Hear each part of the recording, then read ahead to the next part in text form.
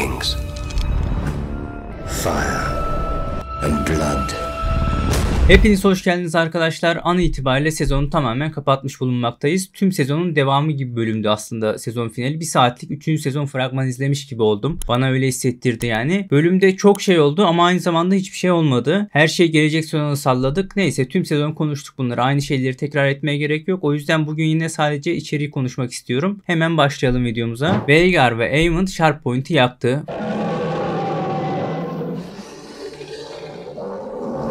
Fragmanda gördüğümüz sahnelerden başka bir şey yokmuş açıkçası. Normalde biraz daha kontrol amaçlı küçük bir kale burası ama biraz değiştirerek böyle kasaba gibi göstermek istemişler. Muhtemelen seyirci için biraz daha fazla etki bırakması için. Ama asıl önemi yerinden dolayı. Burası boğazın tam uç tarafında yer alıyor. Yani eğer ki Dragonstone'a meydan okuyacaksanız, Dragonstone'dakilerin görmesini istiyorsanız gidip ilk yakacağınız yer burası. Bu kale olur yani. Aemond bunu bilerek meydan okumak için yapıyor bunu. Yaktıktan sonra zaten beklemesi de muhtemelen bir ejderha gelirse onu da avlarım mantığıyla yapmış olabilir. Sonuç olarak Aemond tamamen gözünü karartmış, her sonucu açık bir kafada ki Helaena sahnelerinde de bunu net şekilde gördük. Ona değineceğim birazdan ama Corlys'in güç dengeleri üzerine sözleri de güzeldi. Aemond ve Vhagar ikilisi bu diyardaki en büyük tekil tehdit. Bu hala böyle fakat Vermithor eklemesiyle birlikte Vhagar'ın birebir de dahi kaybedebileceği bir senaryo ortaya çıktı. Dolayısıyla bu Aemond'un tüm konforunu bozuyor. Bölümün en ilginç yeri ise şüphesiz Alice, Daemon ve Helaena üçgeninde yaşandı. Helaena balkonda son cümlesini bitirirken ağzı kıpırdıyordu. Daemon ise görülerini bitiriyordu tam o sırada. Yani Daemon Helaena'nın son söylediğini, hatta bunun üzerinden tüm söylediklerini duydu. O yüzden şöyle varsayabiliriz bence. Helaena bir şekilde büvet ağacını aracı kılarak Daemon ile iletişim kurdu ve Daemon'a kendi gördüklerini gösterdi. Bloodriven, Ölüler Ordusu, Daenerys gibi ki biz zaten Helaena'nın bunları gördüğünü ve bu şekilleri duvarına çizdiğini biliyorduk. O yüzden şunu demek istedi burada bize. Eğer ki bu olaylar olacaksa Rhaenyra tahta oturmak zorunda ve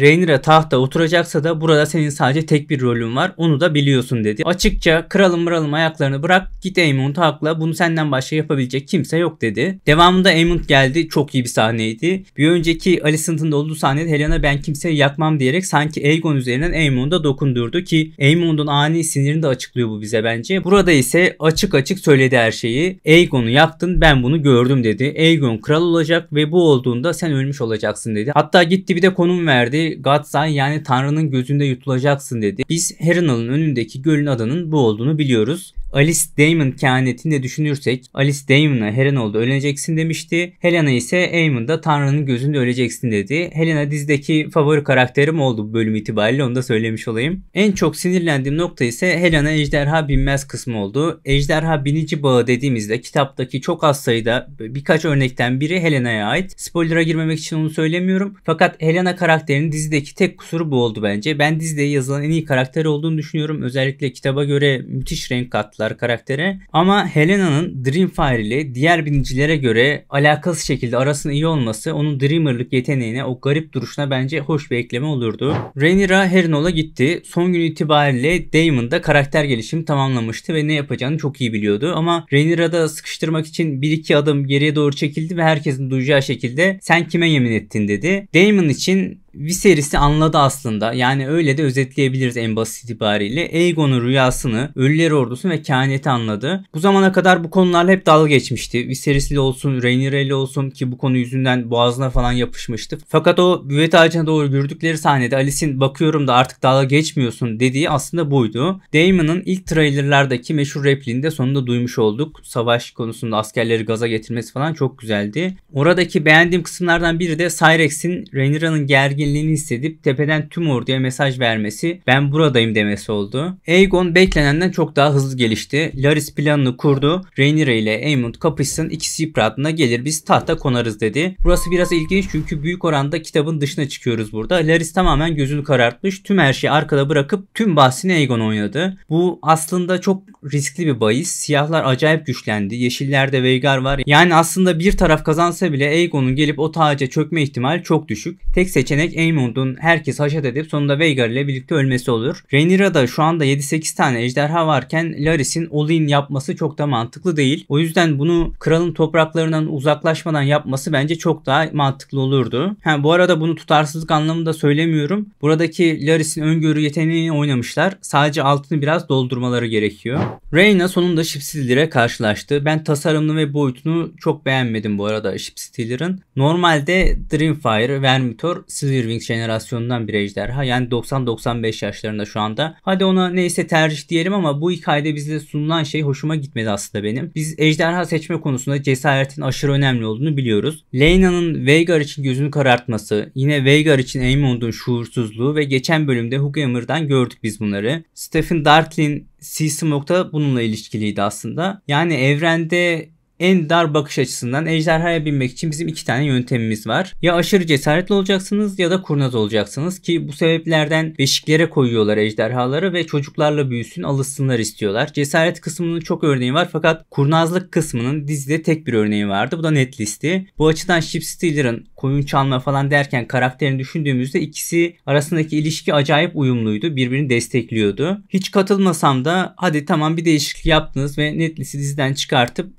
Rhaena'yı bindirmek istiyorsunuz Shipstealer'a. Ama eğer gidip de hiç korkmadan gider ejderhaya binerse ben bunu eleştiririm. Madem böyle bir ihtimal vardı, Silverwing gibi uysal bir ejderha vardı, ona bindirseydiniz. Ve kitaptaki kurnaz şekilde akıl oyunuyla ejderhaya binen tek kişiyi, yani bu konuda olan tek eylemi ortadan kaldırıyorlar böyle yaparak. Kitapta Netlist Shipstealer'ın önüne sürekli koyunlar koyarak onu kendine ısındırıyor ve öyle biniyordu. O yüzden ben burada da bu şekilde olmasını isterdim açıkçası. Bu aynı zamanda şu boşluğu da kapatır. Rhaena'da o ejderhaya binecek cesaret yoktu. Hala da yok. Fakat kurnazlıkla aklını kullanarak bunu başardı deriz. Gelecek sezonda göreceğiz bu konuyu fakat ben şimdiden söylemiş olayım. Jace tamamen haklı ejderha binicileri konusunda. Hook ve Adam yine ağır duruyorlar ama Ulf acayip gevşek bir adam. Yani böyle birine ejderha emanet etmek aşırı saçma iş gerçekten. Şimdi bunları ejderhaya bindirdin. Şu anda ejderhayı alıp kral topraklarına gidip yeşillere katılsalar hiçbir şey yapamazsın. Bu adamlar için hiçbir bağlayıcılığın kalmadı şu anda. Sadece Corlys üzerinden Adam'ın bir bağlayıcılığı var. Ondan da senin haberin yok. Ve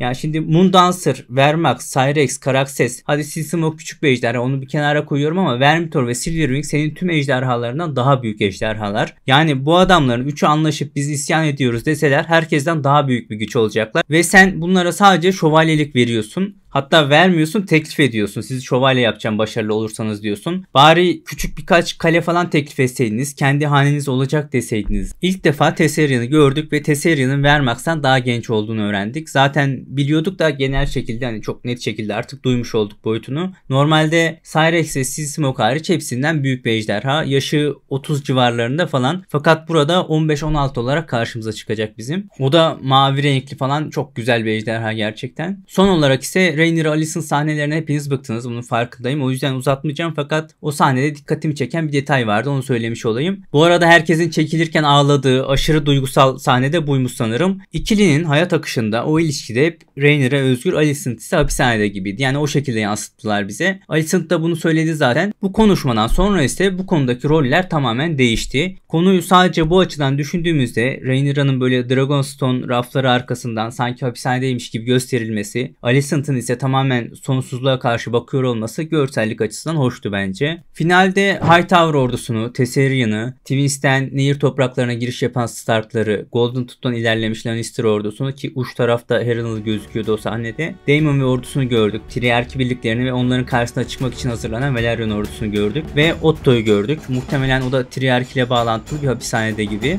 Yani bize gelecek sezon için 2 tane savaş fragmanı gösterdiler ve o şekilde bitirdiler sezonu. Ben de son bölümün Cenem'le karşınızdaydım. Buradan artık 3. sezona geçip o şekilde devam edeceğim. Aynı zamanda diğer yandan da en başa alıp tüm tarihi anlatmak istiyorum. Diğer videolarda görüşmek üzere. Sağlıcakla kalın.